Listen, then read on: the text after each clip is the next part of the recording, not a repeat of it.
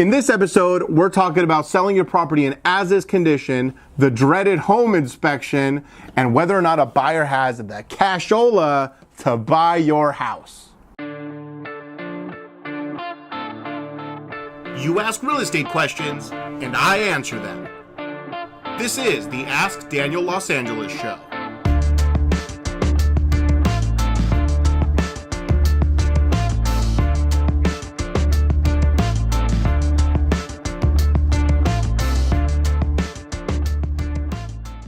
Hey everyone, thanks for joining me for another episode of the Ask Daniel Los Angeles show. This is episode 2. I appreciate all the feedback you gave me from episode 1. You've been DMing me your questions, which has been awesome. So let's get started.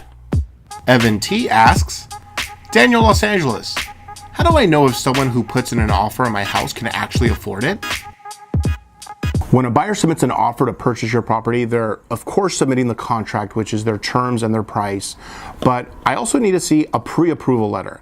And the pre-approval letter comes directly from their lender. And it's saying, I'll give you an example. So it's $1 million property, right? And the letter saying they're approved to purchase $1 million property as long as they put 20% down to purchase. So they're putting $1 million property, the buyer's putting 20% down, which is $200,000, and the lender will give them the rest of the money, the $800,000 for the loan. So that letter is very important. I need to see that they are pre-approved. I'm going to request to see their FICO scores just to make sure that they're, in the 700s, I would say minimum. And also they need to submit to me a proof of funds. And a proof of funds is their bank statement showing me that they have the $200,000 in their bank account. It's liquid, it's ready to go. I'm also going to need to see a little bit more than 200 because that lender is going to require closing costs. And so that's like an extra, let's just call it 15,000. So I'm going to need to see $215,000 in their bank account ready to go, liquid. And once they give me that, they give me the letter, I see their offer, we're good to go. Michael S. asks, Daniel Los Angeles, can the buyer for my property inspect my home for damages the entire time we're in escrow? The buyer can ask for as much time as they want to do their inspection. Now, do you have to give it to them? Absolutely not. They could ask for 30 days, but that, in my opinion, is just way too long. 17 days is what's written in the contract. That's kind of what's standard, but I think 17 days is too long. We need to tighten that up as much as we can because we want them to go in, do their inspections and tell us, yes, we're going to move forward and buy the house, or no, we're not, because we need time to go out and go get another buyer then, right? So we want to cut that time down as much as we possibly can. In my opinion, 10 days is that perfect amount of time where they can get a general inspector out there. And if something goes wrong during the general inspection, let's say they need to do some more investigating on the plumbing, then they can go out, get a plumber, do their inspections, and that just 10 days leaves them a good amount of time to get all of that done. But yeah, they can ask for whatever they want, and then we just counter them and say, no, we're going to give you 10 days. And if they don't want to do that, they still want the 30 days, well then you say goodbye to that buyer and you find a new one. Olivia and Aiden L. ask, do I have to tell the buyer of my home every little thing that is wrong with the property? Thanks, Daniel Los Angeles. If you know something is wrong with the property, you should tell the buyer, because if you purposely don't tell them that you had a roof leak and in a year from now that roof collapses exactly in that one section and then they end up finding out some way somehow that you just didn't tell them or you lied to them about it, then you get sued. And that's what you're trying to avoid. So what we do is we do disclosures. And that's where you fill out a lot of forms, a lot of questionnaires, and you basically go room by room and it asks you what is wrong with the property. And most of the time you just say nothing's wrong, it's great. But there's a lot of questions that they ask. They even ask you, when did you last paint the home? You write that down. If you do remember that you had a roof leak, you got to write all that stuff down. Even there's general questions where they ask you like, was your property ever a meth lab before? So what the disclosures do is they ask you tons of questions. You disclose everything you know about the property that's wrong with it.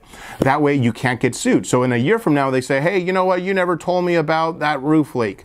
And then you say, well, yes, I did. And here's the paperwork. And I told you about it. And you signed it. And I signed it. And you still wanted to go forward and purchase the property because you removed all your inspection contingencies. So you have to disclose everything. You will get sued if you don't. That is the worst case scenario. So yes, disclose everything you know that is wrong with the property. You will thank me later. Joe T asks, Daniel, Los Angeles, what does selling a home in as-is condition mean? Every standard purchase contract says that they're going to be purchasing your property in as-is condition. Unless it says something differently in that contract, they're buying it in as-is condition. Now, what happens is that the buyer, they do their inspections and they're like, you know what, this AC system, it's 30 years old. We need a brand new one or we're not going to buy this property. And so they submit a request for repairs and they want you to fix it. And at that point, you can either accept it, you can accept their terms, you can reject their terms completely, which they might get upset and walk away from the deal. You got to find a new buyer. Or what usually happens is you meet somewhere in the middle.